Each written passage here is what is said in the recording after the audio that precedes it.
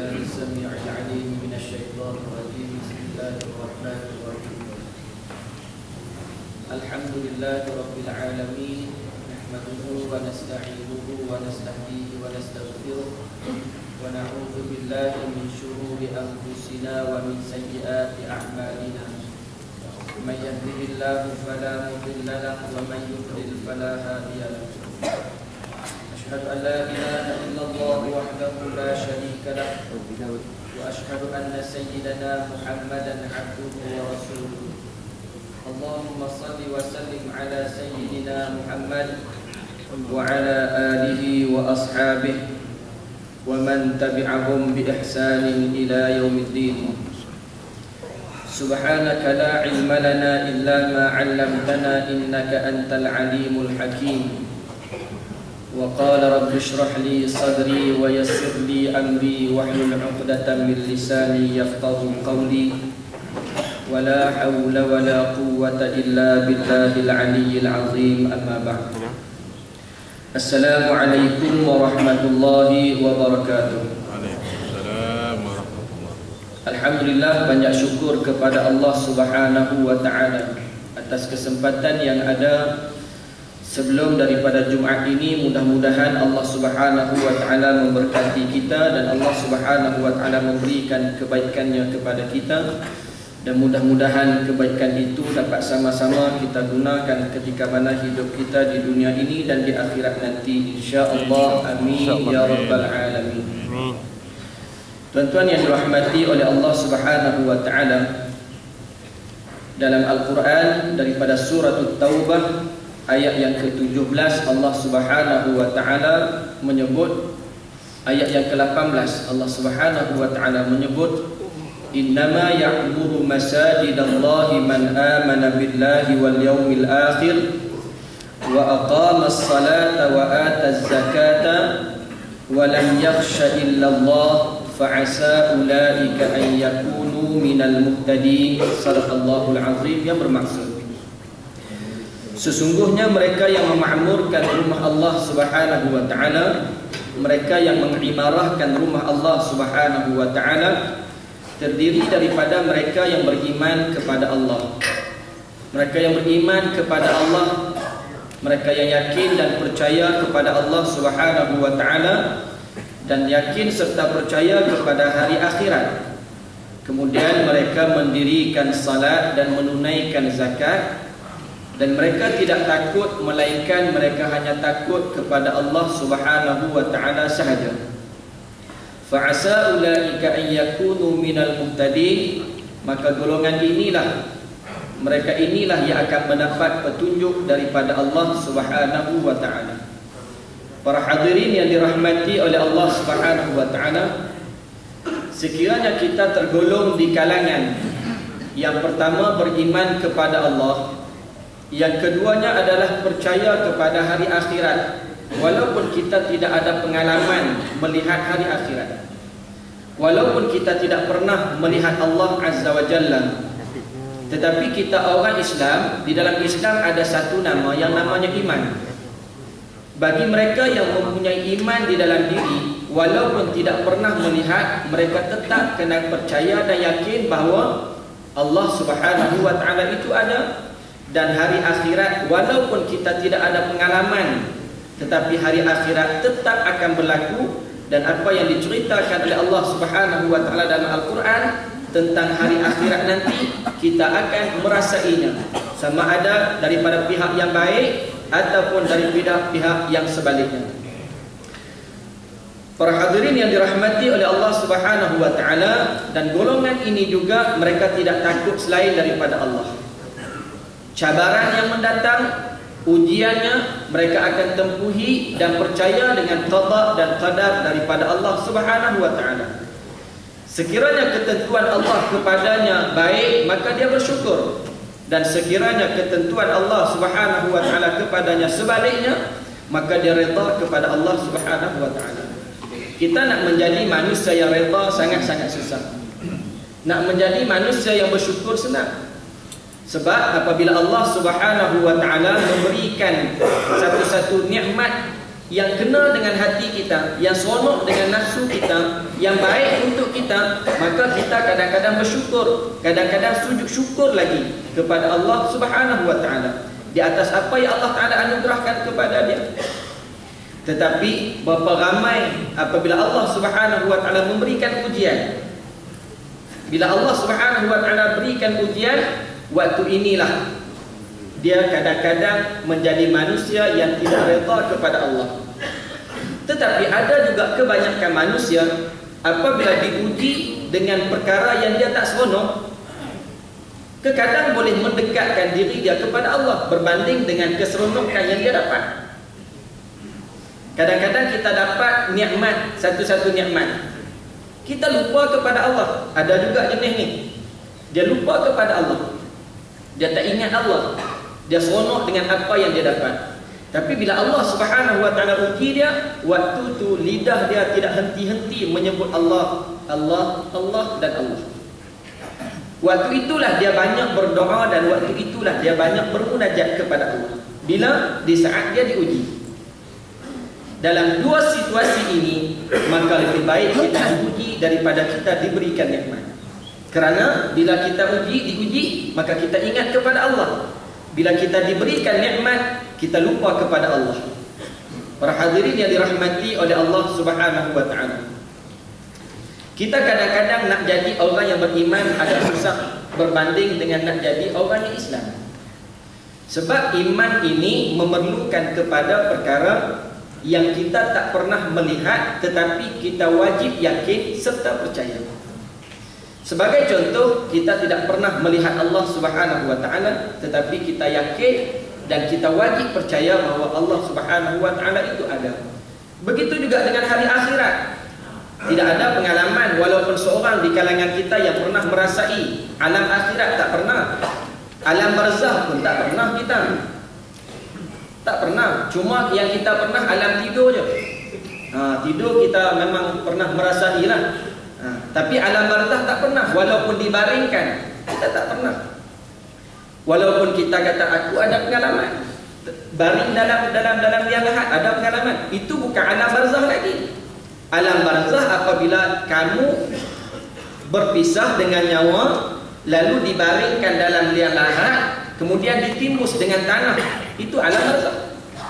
Kalau sekadar hidup baring macam tu, macam kita tidur waktu tazkirah ni, itu bukan alam barzakh. Itu alam tidur. Berbeza. Walaupun kita tak pernah melalui perkara tersebut, wajib kita beriman dan yakin serta percaya bahawa alam barzakh pasti kita akan melalui. Para hadirin yang dirahmati oleh Allah Subhanahu wa taala. Oleh yang demikian, apabila kita sewajibnya akan melalui perkara tersebut, yang pertama, jangan kita sombong dengan Allah. Sebab waktu itu, waktu di alam barzakh ataupun di alam akhirat, tidak ada yang boleh memberi pertolongan kepada kita melainkan Allah Subhanahu wa taala. Kalau Allah Taala izinkan Nabi boleh bagi syafaat kepada kita. Kalau ada anak yang mendoakan kita, waktu itu sampailah kepada kita. Tapi jika tidak ada semua itu, maka Allah Subhanahu wa taala sahaja yang layak dan berhak memberikan pertolongan kepada kita. Oleh yang demikian, jangan sekali-kali kita sombong serta angkuh dengan Allah Subhanahu wa taala. Jangan kita sekadar ingat Allah ketika mana mendapat ujian, kita ingat Allah. Tapi bila kita diberikan kesenangan, kita lupa kepada Allah Azza wa Jalla. Para hadirin yang dirahmati oleh Allah, hari ini kita tengok ramai di kalangan kita yang salat berjamaah. Kenapa? Kerana wajib. Salat Jumaat. Mana ada orang solat Jumaat seorang-seorang? Tak sama macam solat Zuhur. Zuhur kadang-kadang solat seorang-seorang. Walaupun ada buat solat jemaah, tapi dia sembahyang seorang-seorang, belakang tiang, dalam bilik pejabat dan sebagainya. Tapi waktu Jumaat dia tak boleh buat macam tu. Kalau buat macam tu, dia tidak dikira dapat pahala Jumaat, tidak dikira. Maka terpaksalah jadi ramai, penuh, atas, bawah, belakang, tepi, semua penuh. Baik. Dan ini di antara salah satu hubungan kita dengan Allah. Dan di antara sunnah yang besar yang perlu kita laksanakan sebagai tanda kecintaan kita kepada Nabi sallallahu alaihi wasallam ialah apa? Iaitulah salat berjamaah. Yang Nabi sendiri tidak pernah meninggalkan salat berjamaah hatta dalam keadaan Nabi sallallahu alaihi wasallam sakit. Nabi pernah tak keluar berjumpa dengan para sahabat, pernah sampai 3 hari tak bertemu dengan para sahabat. Dalam keadaan Nabi bersedih ketika mana datang Jibril alaihissalam bagi tahu tentang neraka. Nabi sedih sebab umat dia masuk neraka. Nabi tak keluar berjumpa dengan para sahabat dia dah, melainkan Nabi keluar untuk salat berjamaah. Dalam apa sekalipun Nabi sallallahu alaihi wasallam salat berjamaah. Kalau kita sayangkan Nabi, cintakan Nabi, nak dapat syafaat Nabi di akhirat nanti, jangan tinggal salat berjamaah. Hari ini tidak ada alasan untuk kita meninggalkan salat berjamaah. Aku kerja kat Petronas, kerja banyak, jadi tak sempat nak salat berjamaah. Tidak ada alasan sebab ada surau. Tidak ada alasan sebab kita kerja ramai-ramai. Mana ada kerja seorang-seorang? Bila kerja ramai-ramai nak sembahyang, apa salah kita ajak kawan kita seorang? Kamu jadi imam, aku jadi makmum, ataupun aku jadi makmum, kamu jadi imam. Ajak dia salat berjamaah. Boleh ke tidak? Boleh. Tak sempat nak lari naik atas surau, tak sempat, tak apa. Salat di pejabat, asalkan salat berjamaah. Kenapa tuan-tuan? Sebab kita nak syafaat Nabi. Kita, ialah sebab kita, saya sebut tentang salat berjamaah. Aku nak ikut benda lain, banyak lagi. Nak ikut pakai sorbannya, pakai darah kita. Malu kita ngasih sim pakai sumpah besar. Kita darah. Ketika mana, cuba kita renung sekejap, ketika mana kita bawa kereta. Kita bawa kereta, kita nak pergi ke satu-satu destinasi, memerlukan perjalanan yang jauh. Tiba-tiba dalam perjalanan highway kita tengok-tengok minyak nak habis. Dah naik lampu dah, nak warna kuning. Naik warna kuning. Tandanya minyak nak habis. Jadi kita pun jadi bimbang. Bimbang sebab apa? Sebab takut tak sampai ke destinasi, minyak habis tengah jalan. Maka apa kita buat? Walaupun kita biasa bubuh kat Petronas lah, kita biasa bubuh minyak kat Petronas. Tapi bila sampai ke tahap macam tu, dah naik tanda dah, nak habis dah minyak ni, maka waktu tu dia tak fikir Petronas dah, dia jumpa apa? Shell ke, Caltex ke, apa yang terbaru yang warna biru. Saya warna biru ni lupa sikit sebenarnya. Petron, Petron ke, dia tak kira. Asal boleh bubuh minyak, dia akan berhenti. Betul tak? Betul tak ni? Aku kerja Petronas, mana pun Petronas juga. Tak ada. Dia akan berhenti. Sebab apa? Takut tak sampai destinasi, minyak habis di tengah jalan, maka dia sanggup berhenti. Tuan-tuan, kenapa tidak benda yang sama kepada solat? Ketika mana kita bawa kereta, kemudian kita melalui satu kawasan, masuk waktu sembahyang, masuk waktu zuhur, masuk waktu asar. Kenapa kita tak buat benda yang sama? Sedangkan kalau di Selangor, masjid di Selangor, bilangan masjid di Selangor tidak kurang daripada 400 buah masjid. Itu masjid. Kemudian surau yang diiktiraf sebagai masjid sebanyak lebih kurang 197 buah. Surau yang tak jadi masjid, surau macam surau biasa, surau taman, surau R&R, lagi banyak. Di highway tak mustahil ataupun tak mungkin kalau kita tak boleh salat berjamaah. Sebab apa? R&R ada. Jadi kenapa kita tak buat benda yang sama ketika mana datangnya waktu solat, sebagaimana kita buat ketika mana nak habis minyak? Kenapa waktu bunyi azan kita tak terus berhenti, tapi kita boleh lagi sebut macam mana? Tak apa, depan sekejap lagi kita sembahyang. Awal lagi baru pukul 1.30, asar pukul 4 dekat pukul 5, pukul 3.30 pun sempat lagi sembahyang. Kenapa tak buat benda yang sama kepada minyak tadi? Tak apa, aku biasa duduk Petronas, depan sana tu 50 km lagi ada Petronas, ni lampu duk lak warna oranye. Ada kita buat? Kita tak buat, kita terus berhenti. Kenapa kita tak fikir bahawa nyawa kita pun sedang diperhatikan oleh Israel yang sedang memberikan isyarat bahawa dia akan ambil kita pada bila-bila masa. Bayangkan kalau kita dah pun dengar azan, dah masuk waktu, tiba-tiba kita melalui masjid ataupun surau, kita tak berhenti. 2-3 minit lepas tu kita mati. Macam mana? Sebab kita tak tahu bila nak mati. Tahu bila nak mati? Tak tahu. Tapi tanda tak ada lagi, rambut tak beruban lagi, kau okey ya? Kau lambat sikit lah. Bukan nak kata yang rambut uban tu cepat dah. Mati ni dia tak syarat tua. Mati dia tak syarat rambut uban dah. Mati dia tak syarat sakit. Mati ni kita tak tahu. Tempat saya umur baru 18 tahun, meninggal dunia aksiden. Perempuan, comel pula tu. Saya tengok hidung mancung, macam ala-ala anak mami sikit tu. Sebab ayah dia mamak kan. Tapi nak buat macam mana? Tak sempat kahwin. Umur baru 18 tahun, baru lepas SPM, meninggal. Tua tak? Tak tua. Sakit ke tidak? Tak sakit. Rambut uban tak? Tak tahu, tak tengok lah. Tapi muka saya tengok comel. Tapi mati. Budak pun mati. Maknanya mati ni dia tidak ada syarat tua ataupun sakit ataupun dah lebih daripada umur 60, tidak. Tapi mati ini tidak ada seorang pun yang tahu bila dia nak mati. Olehnya demikian, kenapa kita tak buat benda yang sama ketika mana kita habis minyak? Kenapa kita tengok masjid kita tak berhenti? Kenapa kita tengok surau kita tak berhenti? Kalau kita boleh buat jamak, kenapa kita tak buat jamak takdim? Para hadirin yang dirahmati Allah Subhanahu wa taala, orang yang memakmurkan rumah Allah adalah orang yang beriman kepada Allah, orang beriman kepada hari akhirat. Para hadirin yang dirahmati Allah Subhanahu wa taala, oleh yang demikian, bila kita bawa kereta ke mana pun, bila dengar azan, jangan kita bertangguh untuk melaksanakan salat seperti mana kita tak tangguh untuk mengisi minyak. Mati dia tidak ada satu tempoh yang kita tahu. Mungkin esok kita mati, mungkin lepas ni kita mati. Yang pasti kita tak tahu.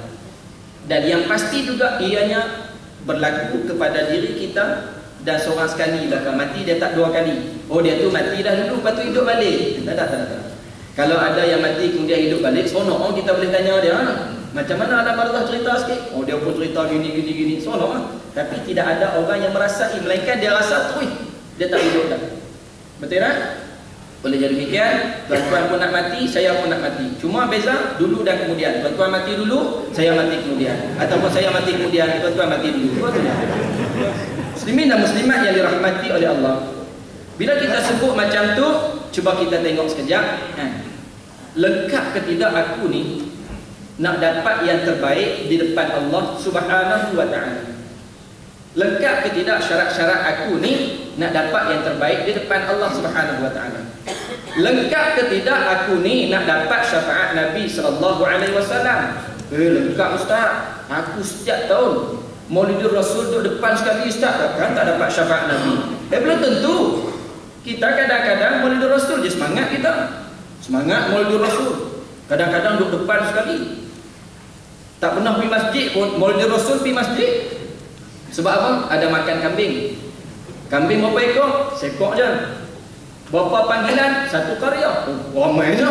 Bahkan 1 karya sekor kambing. Nak buat macam mana peruntukan sikit. Masjid kedekut. Nak buat macam mana? Panggilan 1 kampung, 1 taman, 1 perumahan. Pakaian semua kena pakai baju Melayu bersamping. Kopiah putih tak dibenarkan. Habis tu pakai kopiah apa?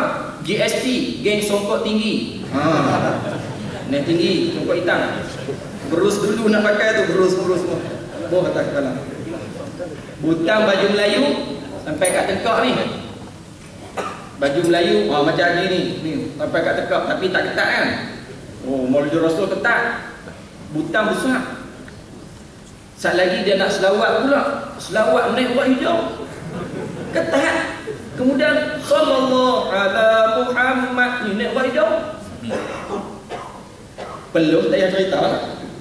Maulidur Rasul biasa je berlarak pukul berapa? Pukul 10 pagi sampai pukul 12 tengah hari. Panas dah waktu tu, panas. Matahari dah atas kepala. Panas tak? Panas. Sambil berjalan, kereta semua ke tepi. perarakan Maulid Rasul nak lalu. Spanduk depan sekali, we love Muhammad, we love Rasul. Bagus tak? Bagus. Semangat, bagus tak selawat kepada Nabi? Bagus. Bukan tak bagus. Tapi bila habis pusing kampung, pusing taman, balik semula ke masjid, peluh ni menitik. Dahi ni peluh ketiak kasar. Terus habis selawat, habis larak, balik semula ke masjid. Sebab apa? Jamuan pukul berapa? Pukul 12. Makan kambing seorang sikit lah sebab seekor. Habis semua makan, dia pun menyandak kat kerusi, buat pula okok udang garam. Tak kira lah okok apa pun, isap okok pula. GST letak atas meja. Songkok yang saya maksudkan songkok tak. Panas. Sambil-sambil kipas, sambil-sambil isap okok. Dok tahu dah panas, dia isap api. Pelik tu. Sambil-sambil isap okok. Sunnah apa isap okok? Sunnah apa isap okok? Tak apalah, tak payahlah bincang yang tu. Habis isap okok, lebih kurang pukul 12.30, letih, ngantuk, balik. Pakat balik semua. Sampai rumah, tidur. Azan Zuhur, lebih kurang pukul 1.30 azan Zuhur, semayang Zuhur berjamaah, yang tinggal hanya Tok Imam, yang tinggal hanya Tok Bilal, satu saf depan pun tak penuh. Yang sambut Maulidur Rasul tadi, Masya Allah, bukan kata dalam masjid, luar masjid pun penuh, dalam khemah penuh, bawah khemah penuh.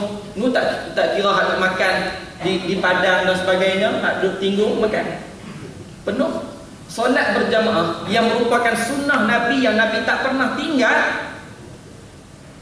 hanya satu saf pun tak penuh. Habis itu sunnah apa kita buat ni?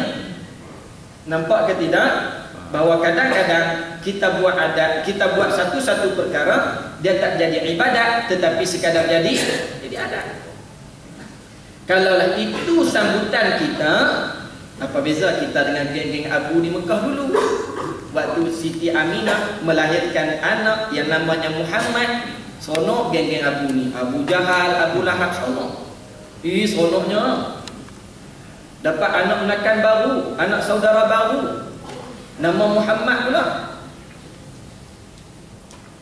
Tak cukup dengan seronok itu, mereka buat kenduri. Kenduri sembelih apa? Sembelih unta, bukan sembelih kambing. Unta lambang kekayaan, lambang kekayaan orang Mekah. Orang Mekah ni kalau ada unta, orang kaya. Kalau ada kuda, bawah sikit. Kalau ada kaldai, ni orang susah lah. Kalau jalan kaki tak ada apa langsung, apa ke dalam. Orang Mekah waktu itu sembelih unta. Yang paling mahal kalau kita, unta ni macam Mercedes lah, lebih kurang macam tu. Yang naik Mercedes kaya, yang naik Mira biasa saja, yang naik motor orang susah, jalan kaki apa ke dalam. Di kangkung boleh makan lah insya-Allah. Tuan-tuan dirahmati Allah Subhanahu wa taala. Maka tak cukup dengan sembelih unta. Bukan belarak pusing kampung. Depa belarak pusing Kaabah. Tak cukup dengan belarak pusing Kaabah, membebaskan hamba. Mana lebih hebat? Kalau diukur setakat tu, mana lebih hebat? Depa hebat lagi. Tapi bila Muhammad ini membesar, Allah Ta'ala bagi wahyu, Allah Ta'ala bagi risalah, Muhammad sampaikan wahyu, Muhammad sebarkan risalah. Hak lawan Nabi, geng-geng ni, hak sambung Maulid Rasul, mereka ni hak dulu lawan. Hak tak nak ikut pun geng-geng Abu ni, hak tak percaya pun geng-geng Abu ni. Jadi apa beza? Tidak ada beza. Kalau nak ikut hebat, mereka lebih hebat. Oleh yang demikian, biarlah kita buat satu-satu perkara, jangan atas dasar semangat ataupun adat, tapi biarlah kita buat satu-satu perkara ia yang menjadi adat. Barulah layak kita mendapat syafaat Nabi. Bila kita buktikan kesayangan kita kepada Nabi SAW, pula layak kita mendapat syafaat Nabi. Kau nak mengharapkan amalan kita, Allah takut-takut kita tak layak. Sebab itu kita berdoa memohon rahmat daripada Allah. Mudah-mudahan kita masuk dalam syurga dengan rahmat Allah, dengan kasih sayang Allah, dengan syafaat daripada Nabi SAW. Sebab berapa ramai di kalangan kita yang kerap ataupun yang kuat beribadat, tetapi tak tahu sama ada diterima ataupun tidak. Takut-takut kita yang jadi banyak ni buat ibadatnya nombor 1, semayangnya tak pernah tinggal, yang nunya hebat, yang ninya hebat, umrah 40 kali, haji 39 kali. Nak masuk tahun ni jadi 40 jugalah, malah betul. Hebat dari sudut amalannya hebat. Tiba-tiba mulut tak jaga, sambil-sambil duk kerja, kata kat kawan. Orang Melayu ni gitulah. Tuan-tuan pun ada pengalaman kerja ramai-ramai kan. Sembang dengan kawan ni, tutup kawan ni. Sembang kawan tu, tutup kawan tu pula. Biasalah dia tu, tengok je macam tu, tapi panggil dulu tu, duk sembang nak nikah seorang lagi pula. Hak yang pertama pun tak terjaga, duit pun tak banyak, tiba-tiba nak kahwin lagi, teruk betul. Dia kutuk kawan. Tapi sembang dengan kawan yang dia kutuk tadi, dia kutuk kawan, dia tu kata kat hang, tak sanggup nak kahwin. Dia jadi laga antara satu sama lain. Orang Melayu biasalah, duduk seorang dia lena. Duduk seorang tidur. Duduk 2 orang dia kata kat orang, kemudian duduk ramai dia buat kenduri. Ini biasa orang Melayu. Memang betul lah. Kebiasaan orang Melayunya gitu. Kalau ramai sikit, nuri lalu. Nuri apa? Masuk rumah baru. Kan? Anak nak masuk universiti. Masuk rumah baru pun buat tahlil. Jangan pelik orang Melayu. Masuk rumah baru buat tahlil kan? Tahlil. Asal nuri tahlil. Asal nuri tahlil. Kalau tak buat tahlil, seolah-olah nuri itu tak sah. Jadi lagu tu. Muslimin dan muslimat dirahmati Allah Subhanahu wa taala. Oleh yang demikian, biar satu-satu ibadat yang kita buat jangan jadikan dia sebagai adat, tetapi biarlah dia jadi ibadat. Barulah dikira di sisi Allah. Takut kita nak buat banyak-banyak ni oleh kerana mulut kita tak jaga, duk tutup kat kawan, kata kat kawan lebih kurang. Tiba-tiba balik di depan Allah Ta'ala nanti, kita di depan Allah Ta'ala dah banyak dah pahala kita. Pahala sedekah di sini ni, pantang umum sekali lagi, penuh. Paling kurang 3,000 sini. Tu tak kena tabung lagi. Bab infak nombor 1. Bagus tak? Bagus. Bab infaknya bagus, hajinya bagus, umrahnya bagus. Tiba-tiba pergi depan Allah Ta'ala bawa pahala banyak. Bila duduk depan Allah Ta'ala, pahala banyak ni, tiba-tiba ada orang main tuntut. Kawan ni main tuntut, kawan ni main tuntut. Ni, ya Allah, si fulan bin si fulan ni dulu pernah kata kat aku kat jabat mana? Petronas. Oh. Ni kawan ni pernah kata kat aku, main pula kawan ni, dia pernah buat zalim kat aku. Akhirnya Allah Ta'ala perintah supaya ambil daripada pahala yang banyak, bagi kepada kawan yang kamu pernah kata, bagi kepada kawan yang kamu pernah buat zalim, bagi kepada kawan yang kamu pernah mengumpat kepada dia, bagi kepada kawan yang kamu pernah buat tak elok kepada dia, pernah pukul kepada dia.